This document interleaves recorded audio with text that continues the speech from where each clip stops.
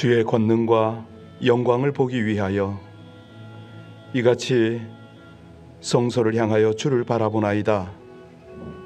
주의 인자하심이 생명보다 나음으로 내 입술이 주를 찬양할 것이라. 이러므로 나의 평생의 주를 송축하며 주의 이름으로 말미암아 나의 손을 들리이다. 오늘도 이 새벽에 주의 말씀, 주의 은혜, 주의 영광을 사모하는 영혼들로 우리 모두를 주장하시는 하나님을 감사합니다. 오직 하나님의 은혜로 말미암아 우리 영혼이 만족할 것이라 주님 앞에 즐거이 찬송하며 마음의 전심을 드릴 때에 우리 하나님이 예비하신 풍성한 은혜로 우리 영혼을 충만하게 하여 주옵소서. 그리하여 하나님을 경외하고 하나님의 귀한 뜻을 섬기기를 원하며 우리 주 예수님 이름으로 감사하며 기도하나이다. 아멘. 사나운 풍랑 일대에 내 곁에 계신 주님이 우리를 지켜준다는 고백을 방금 우리가 드렸습니다.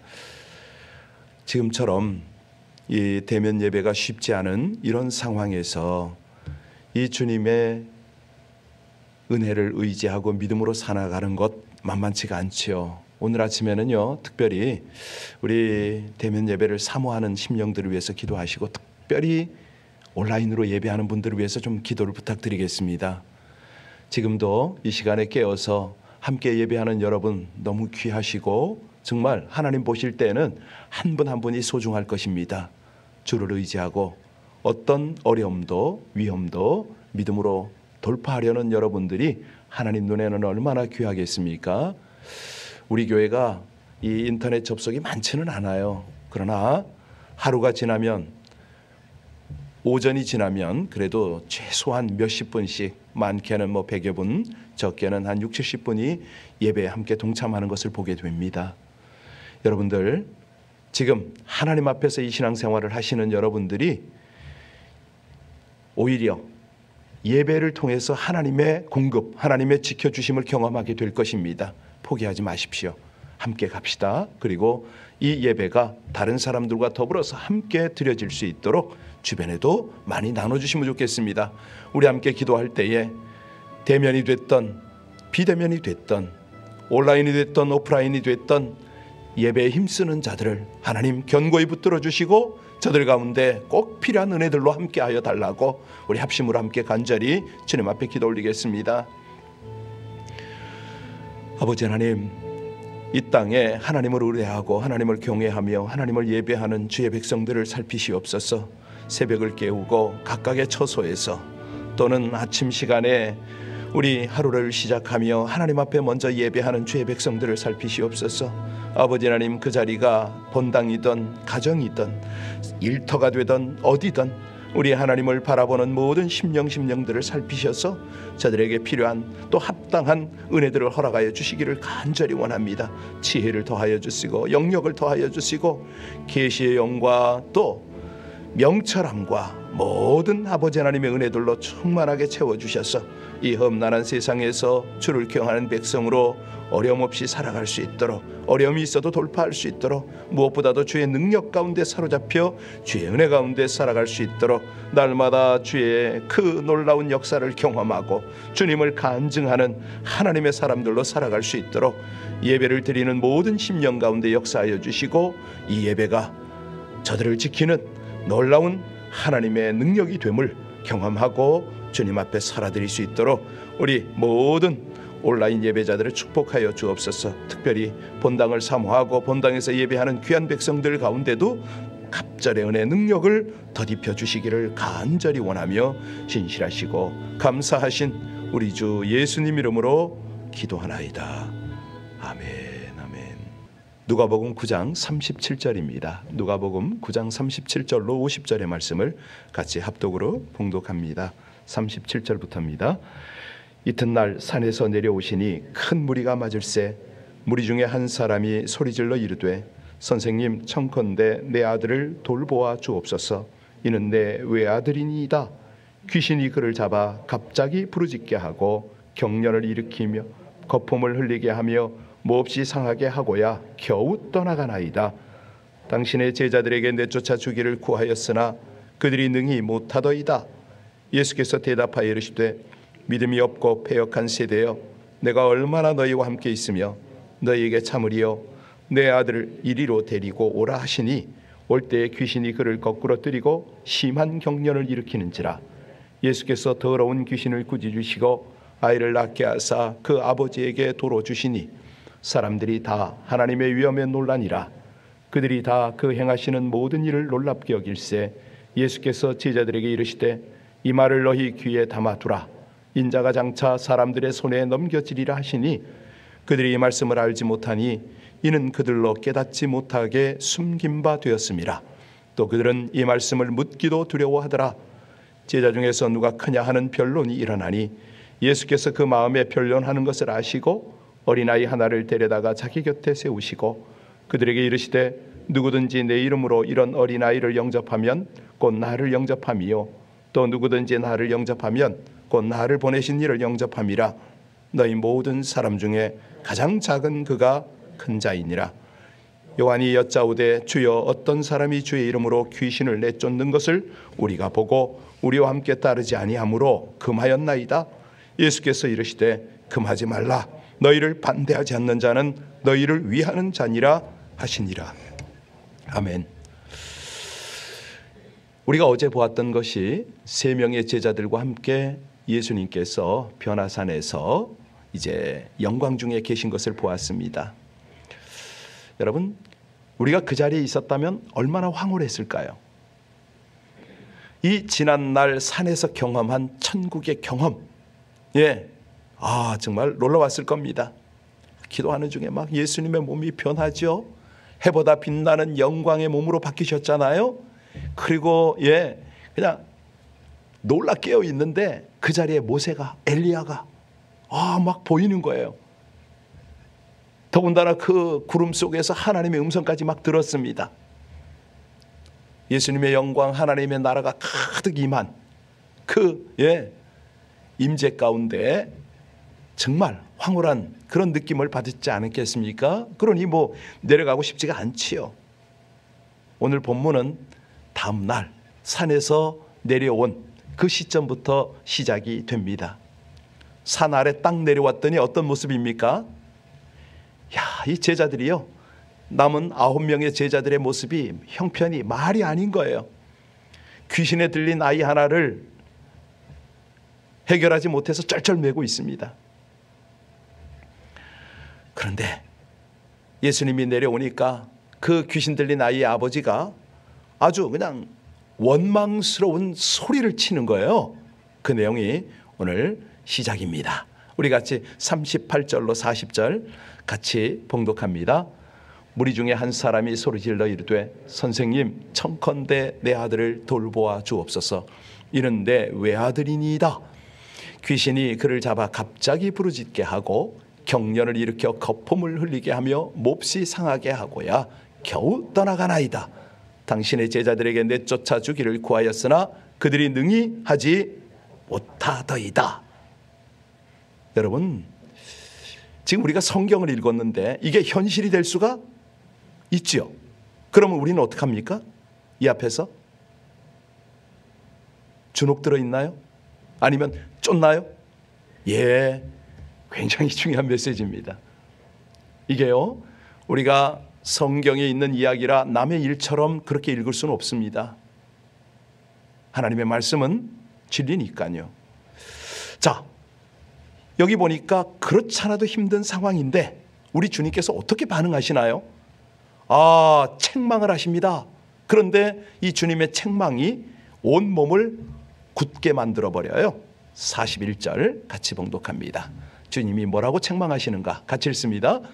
예수께서 대답하여 이르시되 믿음이 없고 패역한 세대여, 내가 얼마나 너희와 함께 있으며 너희에게 참으리요. 내 아들을 이리로 데리고 오라 하시니. 여러분, 우리가 그 현장에 있다고 상상하십시오. 그런데 귀신을 못 쫓아서 쩔쩔매고 있고 예수님이 턱 한 말씀을 하시는 첫 마디가 뭐라고요? 당황하리만큼, 책망이 지나치리만큼 심하세요. 아니, 지금 주님께서 왜 이렇게 화가 나셨나요? 제자들의 영적 무력함을 향한 예수님의 분노예요. 그런데 이게 상상 이상입니다. 그러면 이렇게 심하게 책망하시는 이유가 뭘까? 오늘 본문을 통해서 이건 분명히 알아야죠. 우리 주님의 책망이 뭐라고 그러셨습니까? 믿음이 없고 패역한 세대다. 무슨 뜻입니까? 믿음이 없고 마음이 비뚤어져 있다, 이 말씀 아닙니까? 믿음이 있어야 하는데 그 마음이 비뚤어져서 실제로는 바른 믿음이 그 속에 없다는 이 말입니다. 우리 다 같이 책망받아야 됩니다. 예, 저도요. 저도 예외가 아니죠. 사실 주님을 따르는 많은 사람들은 주님의 능력에 대한 믿을 만한 증거들을 수도 없이 보고 경험했던 자들입니다. 주님의 능력을 충분히 봤다는 거죠. 눈으로 보고 귀로 들었습니다.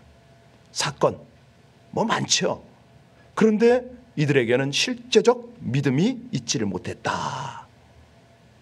무슨 얘기냐면요, 구경만 했지 실제로 예수님하고는 상관이 없는 자들이다. 더 정확하게 말씀드리면 예수님의 능력을 믿음으로 받아들이지 못했다, 이 말입니다. 놀라워 박수치고 종교적 습관으로 하나님께 영광을 돌릴 줄은 알았는데 그 믿음을 내 것으로 소유하는 데는 관심이 없었다, 이 말이죠. 바로 앞에 보여주셨잖아요. 주님이 주시는 떡을 먹었습니다. 배불렀어요. 그런데 주님이 떡이 되신, 주님이 생명이 되시면은 관심이 없었다는 겁니다. 제자들은 주님과 함께 했잖아요. 더군다나 예수님으로부터 친히 귀신을 쫓아내고 병을 고치는 능력을 부여받았습니다. 이게 9장 1절이잖아요. 실제로 그런 경험을 했어요. 예수께서 이 제자들을 불러 모아서 모든 귀신을 제어하며 병을 고치는 능력과 권세를 주시고 하나님 나라를 전파하게 했다. 9장 1절 이하잖아요. 두루 다니며 처처에서 복음 전하고 병을 고쳤어요. 그런데 어떤 이유에서인지 이 믿음의 능력을 잃어버린 겁니다.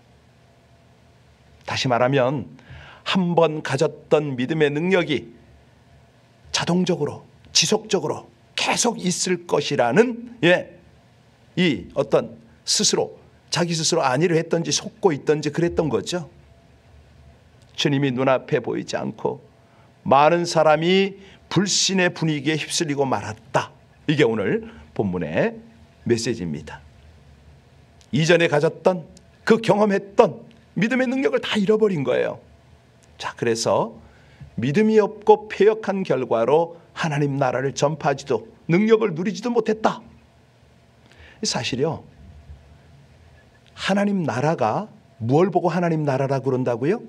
하나님의 임재, 하나님의 통치가 이루어지는 걸 하나님의 나라라고 그랬잖아요.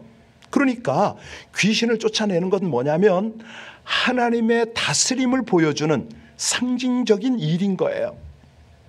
그래서 우리 주님은 이 사단의 나라에 더 이상 잡혀있지 말고 하나님 나라를 선포해라. 근데 그 선포가 왜 안 되죠? 회개하지 않았어. 예수님이 처음에 하시는 말씀이 뭡니까? 회개하라. 뭐가 임했다? 하나님 나라가 임했다. 천국이 임했다. 이렇게 말씀하시잖아요. 그러니까 회개가 없으면 하나님의 나라를 모른다는 겁니다. 누리지 못한다는 거죠. 하나님이 다스리는 하나님의 나라가 임하는 것. 제자들과 무리들은요, 이 일에 너무 무력했습니다. 그러니까 주님께서 이 사실이 얼마나 안타까웠겠습니까? 그렇게 많은 시간 동안 많은 증거를 주었는데도 이들이 여전히 하나님 나라와 권세와 평안을 누리지 못하는 거예요. 그래서 오늘 뭐라고 그러셨어요? 내가 너희와 언제까지 함께 있어야 되느냐? 내가 언제까지 참아야 되느냐? 41절에 그 말씀하신 거 아닙니까? 그러니까요, 오늘날도 똑같습니다. 더러운 귀신의 세력들은 다양한 모습으로 우리를 향해서 도전해 옵니다. 우리의 심령을 혼란스럽게 하고 불안하게 하지요. 왜? 우리 속에 하나님 나라가 임하면 안 되니까. 우리를 어찌하든지 사단이 위협을 해야 되니까. 건강을 위협하는 심각한 병의 권세로, 이 코로나 사태로, 어떤 물질과 돈의 권세로 우리의 믿음을 막 몰아세우는 거예요. 우리 입으로는 그러죠. 들에 핀 백합화, 하늘에 나는 새 다 먹이고 입히시는 우리 하나님, 좋으신 하나님, 우리 그 하나님을 찬양합니다. 입으로는 그런데 마음속으로는 무엇을 먹을까, 무엇을 입을까 염려할 때가 있다는 거죠. 돈의 위협, 어떤 질병의 위협 앞에 우리가 절망하면 안 된다는 거 아닙니까? 자, 솔직하게 내 생명의 주인이 하나님이라는 사실을 믿으십니까? 그러면 질병 앞에서도 하나님 없는 사람처럼 낙담하면 안 된다는 거죠. 그러니까 우리 믿음은요, 우리 속에 있는 하나님의 나라를 누리게 하잖아요. 아니, 질병 걸릴 수 있어요. 그런데 그 질병 속에서 하나님을 또 경험하는 거죠. 그 은혜를 경험하는 거죠. 질병을 치유함으로 경험하든지, 질병이 떠나지 않고 있다 하더라도 상관없이 그 질병을 이길 수 있도록 나를 도우시는 내 속에 계신 하나님의 임재와 평안을 누리며 흔들리지 않는 믿음을 주님께 보여드리시기를 주의 이름으로 축원합니다. 여기 귀신 들린 아이 앞에 쩔쩔매는 무리들과 제자들, 믿음이 없었잖아요. 흔들리고 무너졌잖아요. 이 믿음으로 하나님 나라를 누리지 못하는 이들에게 우리 주님께서 정말로 한심스러웠던 거예요. 그래서 믿음이 없는 패역한 세대요 라고 책망을 하신 거죠. 그리고 나서 이제 43절부터 어제 42절 43절 쭉 보면 더러운 귀신을 꾸짖고 아이를 낳게 하시잖아요. 그 아비에게 아이를 도로 주셨습니다. 그랬더니 사람들이요, 하나님의 위엄에 놀랐다, 입을 다물지 못했다는 거예요. 자, 이 감격과 흥분의 순간에 주님은 또 다른 당황스러운 말씀을 하시네요. 44절 같이 보겠습니다. 이 말을 너희 귀에 담아두라. 인자가 장차 사람들의 손에 넘겨지리라 하시되. 여러분, 이게 웬 말이에요?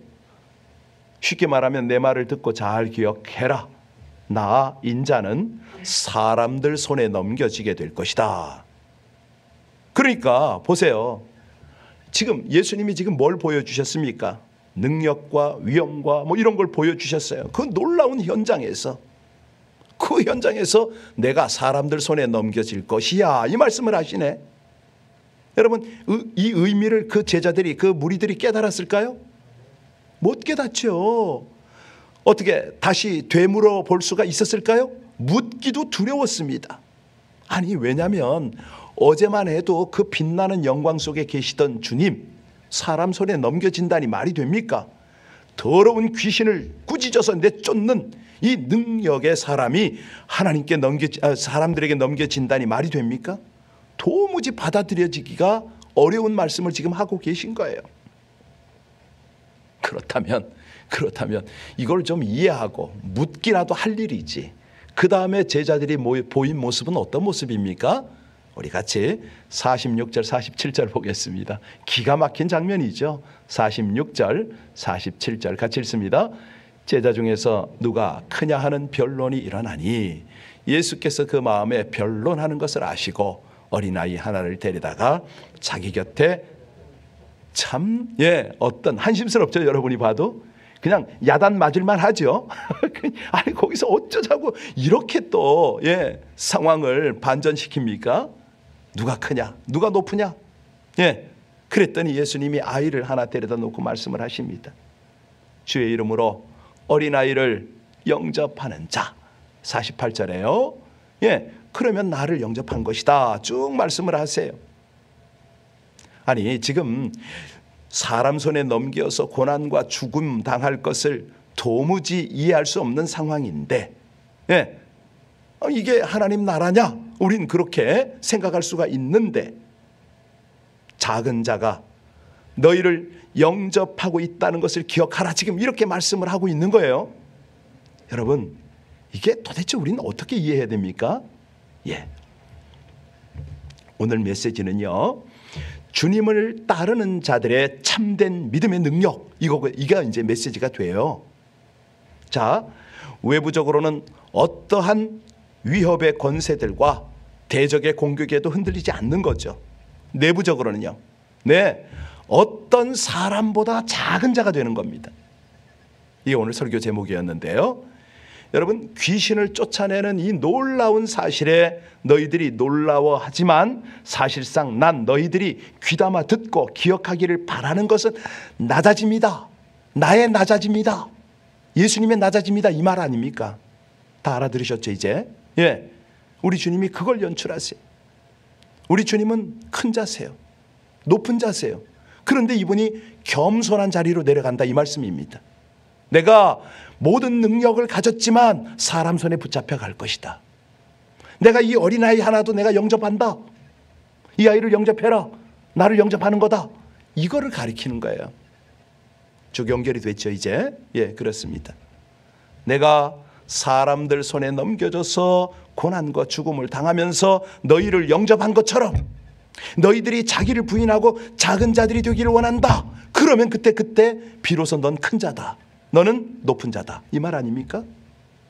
너희들이 정말 나를 믿는 믿음이 있다면 나의 이름으로 어린아이를 영접하는 가장 작은 자들이 되라. 이제 전달이 됐나요? 그러니까 진정한 종의 특징이 뭐냐면 자기를 낮추는데 자유한 자들입니다. 내가 직분자라고, 내가 목사라고 힘주는 거 아니죠. 폼 잡는 거 아니죠. 정말로 낮은 자가 되어서 섬기는 겁니다. 주님처럼. 사실 작은 자가 되어서 한 번도 큰 소리 쳐보지 못해서 억울한 사람이 있을 것 같아요. 그냥 어떤 때는 빛날 것 전혀 없는, 볼품없는 자신의 모습이 초라하게 느껴질 때도 있겠죠. 그런데요, 가만히 한번 생각해 보세요. 내가 이런 조건이라면 작은 자가 되는데 걸리는 게 없잖아요. 얼마든지 낮아질 수가 있잖아요. 주님의 제자를 어부와 세리와 모든 그런 사람으로 부른 이유가 바로 이거라고 저는 그렇게 생각을 해요. 아무리 큰 능력이 나타나도 내세울 게 없으니까. 겸손하게 되니까. 사실이요, 모든 것을 가지고 있는 자가 작은 자가 되기는 어렵습니다. 근데 사람들은 착각을 해요. 내가 아무것도 없는데 낮아지면 내가 겸손할 걸. 아니죠. 그건 원래가 그 자리 아닙니까? 그런데 능력이 있고 크고 모든 조건이 될 때 겸손한 게, 그게 참 겸손이죠. 우리 주님이 44절의 말씀을 다시 한번 우리 읽어봐야 이 뜻이구나 하고 비로소 와 닿습니다. 44절 같이 읽습니다. 이 말을 너희 귀에 담아두라. 인자가 장차 사람들의 손에 넘겨지리라 하시되. 그렇죠? 내가 지금은 이렇게 영광 중에 변화산에서 귀신을 쫓고 모든 치유를 하고 능력을 행하지만 내가 고쳐주고 섬긴 저들의 손에 내가 넘겨질 것이야. 이러한 겸손이 어디 있습니까? 이렇게 큰 분이 어디 계십니까? 주를 따르는 우리들이요, 작은 자가 되어 영접해야 할 대상은 어린아이뿐만이 아니죠.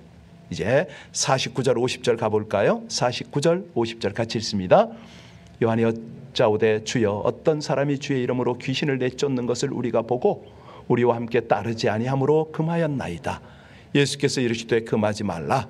너희를 반대하지 않는 자는 너희를 위하는 자니라. 여러분, 여기 보니까 어린아이와 주의 이름으로 귀신을 내쫓는 자 대비가 되지 않나요? 대조가 되죠. 어린아이는 제자들보다 작은 자의 대표입니다. 그런데 여기 귀신을 쫓아내는 자는 제자들보다 뛰어났잖아요. 이해하셨어요? 자, 본문에 보면은 제자들은 귀신 쫓는데 실패했어요. 그죠? 예, 오늘 본문의 사건이잖아요. 그런데 결론에 보니까 다른 사람이 귀신을 쫓았어. 제자가 아닌데. 여러분, 뭔가 와 닿으세요? 성경을 읽을 때 이런 거 놓치면 안 됩니다. 그러니까 이 사람들은 제자들처럼 주님과 함께 있지도 않는데 귀신을 내어 쫓고 있는 거예요. 그러니까 제자 입장에서는 어때요? 자존심이? 그렇죠. 이거를 놓치면 안 된다는 거예요. 아니, 우리와 함께 있지도 않고 아니 저런 그 낯선 사람이 어떻게 귀신을 쫓냐 이거예요. 여기서 배격하고 금하려는 이유가 뭐였습니까? 우리와 함께 따르지 아니함으로 자신의 부끄러움, 자신의 실패, 자신의 못남에 대한 핑계거리를 이렇게 삼는 거예요. 그렇죠? 그러니까 주님께서 이런 자들을 어떻게 하라? 금하지 말라. 너는 오히려 너희들은 이런 기회에 더 낮아져라 이 말 아닙니까? 더 낮아져라. 네가 부름받았다고, 네가 목사라고 큰 자라는 생각을 내려놔야지 이 말입니다. 저를 두고 하는 말이에요. 여러분 이상하게 생각하지 마세요. 여기서 누군가를 받아들일 것인가 거절할 것인가 결정하는 기준이 뭐냐 교훈하고 계시죠. 어린아이도 주의 이름으로 영접하고 내가 하지 못한 일을 누구든지 주의 이름으로 행하는 것을 보거든 주의 이름으로 영접할 수 있어야 한다. 이 말씀입니다. 내 기준이 아니라 누구 기준? 주님의 기준입니다. 이것이 참된 종의 모습이다. 이 기준을 놓쳐버리면요, 우리는 언제나 비교가 됩니다. 나보다 작은 자에게는 교만할 수가 있고 나보다 큰 자에게는 열등의식을 가지게 되는 것이죠. 오늘 주님의 메시지입니다. 나에게 이익이 되고 아주 나에게 뭔가 좀 도움이 되면 선하고 좋은 것이고 나에게 나쁜 것이면 악한 것이다. 이렇게 하지 말라는 거죠. 우리가 하면 인정하고 그들이 하면 인정하지 못하는 교만함을 버리라는 거죠. 큰 자, 높은 자는 겸손하다. 이 말씀을 하는 겁니다. 왜? 속에서 예수 그리스도의 능력이, 그분의 지혜가 나오니까. 그로 인하여 섬겼으니까 결코 교만할 수가 없다는 겁니다. 그런 자에게 주님은 계속 능력을 부으시는 거죠. 계속 당신의 일을 맡기는 거죠. 그리고 그를 통해서 하나님 나라를 확장하시고 아름다운 열매를 맺어 가심을 믿으시기 바랍니다. 우리 함께 기도할까요? 세속의 가치에 매몰되는 세상에서 정결하고 충성된 주님의 사람으로 살기를 소원합니다. 우리를 위하여 낮고 천한 자리에서 모든 것을 내어주며 섬겨 구원을 이루신 주님의 본을 따라 연약한 자, 작은 자 한 명이라도 주님의 이름으로 섬기며 살게 하여 주옵소서. 높아짐 대신 낮아짐의 자리로, 혈기 대신 온유함의 자세로 겸손하고 성실한 믿음을 단련하여 어떤 상황에서도 주의 복음을 높이는 복된 삶을 살아갈 수 있게 하여 주시옵소서. 예수님 이름으로 기도하옵나이다. 아멘. 오늘 말씀을 붙잡고 기도할 때에요, 지금 찬양하신 것처럼 우리를 붙들어 달라고, 무거운 짐을 맡아달라고, 하나님의 은혜와 성령을 충만하게 채워달라고 기도를 하시고요. 그러면 우리가 겸손한 삶을, 능력 있고 겸손한 삶을 살 수가 있지 않겠습니까? 특별히 요즘에 이제 조금 그 오미크론이 잦아든다고 그럽니다. 그럼에도 불구하고 우리 주변에 어려움 당하는 분이 계세요. 이제 제 목소리가 돌아왔습니다. 돌아왔는데 그러다 보니까 다른 분들, 아픈 분들 자꾸 눈에 밟혀서 아이고 얼마나 힘드시겠나 생각이 들어서 저도 기도하겠습니다마는 우리 함께 더 조심하고 방역에 잘 조심하고 빠른 회복이 일어나도록, 긴 분들은 한 2, 3주를 간다고 그럽니다. 빨리빨리 좀 치유돼서 우리 예배의 자리에서 또 다시 함께 은혜를 받도록 여러분 기도를 좀 부탁합니다. 우리 미국 땅을 위해서 전 세계적으로 어려움을 당하고 있는 그런 이 위기들을 믿음으로 이겨내도록 특별히 우리 조국의 대선을 앞두고 아주 치열한 경쟁이 일어나고 있죠. 그래도 바른 민주주의가 세워지도록 하나님께서 은혜를 달라고 우리 북한 땅을 위해서 합심으로 간절히 주님 앞에 기도 올릴 때, 여러분 우리 가정에 계신 분들도요, 당부드립니다. 그냥 이렇게 입 꾹 다물고 침묵 속에서 다른 생각하지 마시고요, 작은 소리 좀 내세요. 작은 소리로 읊조리세요. 그러면 다른 생각 안 납니다.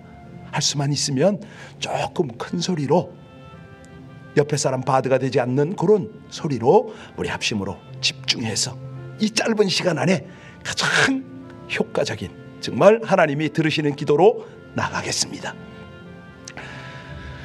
주님 감사합니다. 이 새벽을 깨우며 하나님의 말씀을 붙잡고 기도할 수 있도록 은혜 주심을 감사를 드립니다.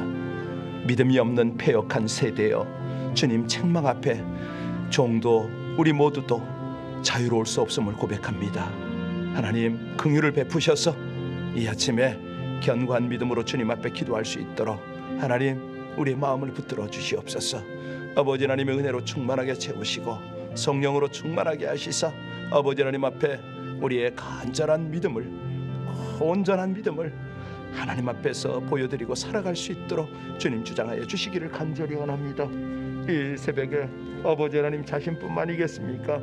우리 사랑하는 성도님들의 연약함을, 아버지 하나님 저들의 질병과 저들의 고통들을 가지고 주님 앞에 기도하고 우리 하나님이 주시는 귀한 은혜 속에서 날마다 승리의 길을 가기를 간절히 원하오니 주여 은혜 위에 은혜를 더하여 주시옵소서.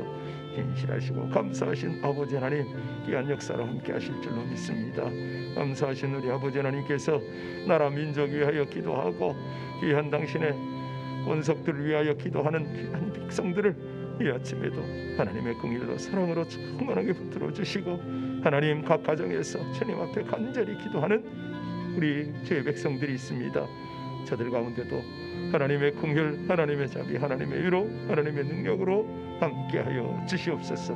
주를 찬양합니다. 감사합니다. 진실하시고 감사하신 우리 아버지 하나님의 귀한 은혜, 하나님의 능력, 아버지 하나님께서 이 백성들의 기도를 하감하시고 풍성케 하시는 그 은혜가 우리 가운데 충만하게 나타나게 하여 주옵소서. 감사합니다. 우리 본당과 온라인 모든 곳곳에 하나님의 백성들의 기도가 늘 끊임없게 하시기를 간절히 원합니다. 도우시고 충만하게 하시는 우리 하나님 감사 찬양 영광을 드리나이다. 오 주님